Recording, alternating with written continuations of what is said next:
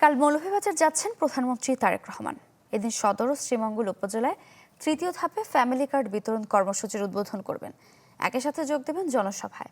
প্রধানমন্ত্রীর সফর ঘিরে ব্যাপক উৎসাহ উদ্দীপনায় রাজনৈতিক অঙ্গন সহ সাধারণ মানুষ। Furniture just smarter, JMG furniture. সবুজের সমারোহ, সাজানো চায়ের বাগান আর পাহাড়ের নীরবতা, সব মিলিয়েই প্রাকৃতিক সৌন্দর্যের এক অনন্য লীলাভূমি মৌলভীবাজার। 17 জুন প্রধানমন্ত্রী তারেক রহমানের আগমন ঘিরে সেখানেই এখন ভিন্ন আমেজ। সভাস্থলে চলছে সাজসজ্জা আর প্রয়োজনীয় অবকাঠামো নির্মাণ। পরিবেশ রক্ষা ও জনস্বার্থ বিবেচনায় জেলার কোথাও ব্যানার ফেস্টুন বা তোরণ স্থাপন করা হয়নি।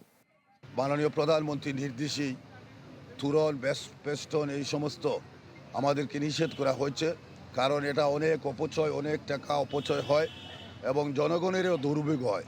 আমরা অধীর আগ্রহে ওনাকে বরণ করার জন্য মৌলভীবাজার জেলার 21 লক্ষ মানুষ এখানে অপেক্ষা করছে। আমাদের মেডিকেল কলেজ, পাশাপাশি একটি বিশ্ববিদ্যালয় এবং কাঠামোগত যে উন্নয়নগুলো আছে সাধনে উনি আমাদের যে স্বপ্ন সেটি বাস্তবায়ন করবেন আমরা আশা করি।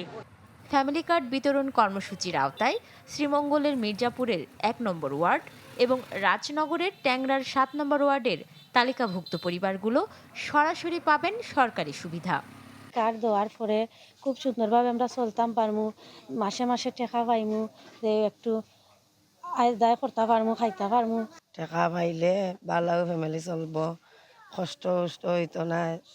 পুরো জেলার কয়েক স্তরের নিরাপত্তা নিশ্চিত করেছে আইন শৃঙ্খলা রক্ষাকারী বাহিনী। এখানে কিছু অনিয়ন্ত্রিত ট্রাফিক রয়েছে, এইগুলো নিয়ন্ত্রণের জন্য আমরা অভিযান পরিচালনা করতেছি। আশা করি সার্বিক যে এখন পরিস্থিতি এটা যদি চলমান থাকে তাহলে মাননীয় প্রধানমন্ত্রীর আগমন উপলক্ষে কোনো রকম সমস্যার সম্মুখীন হবে। প্রধানমন্ত্রীর এই সফর উপলক্ষে মৌলভীবাজারবাসীর প্রত্যাশা উন্নয়ন আর সম্ভাবনার নতুন বার্তা। Desk report, channel 24।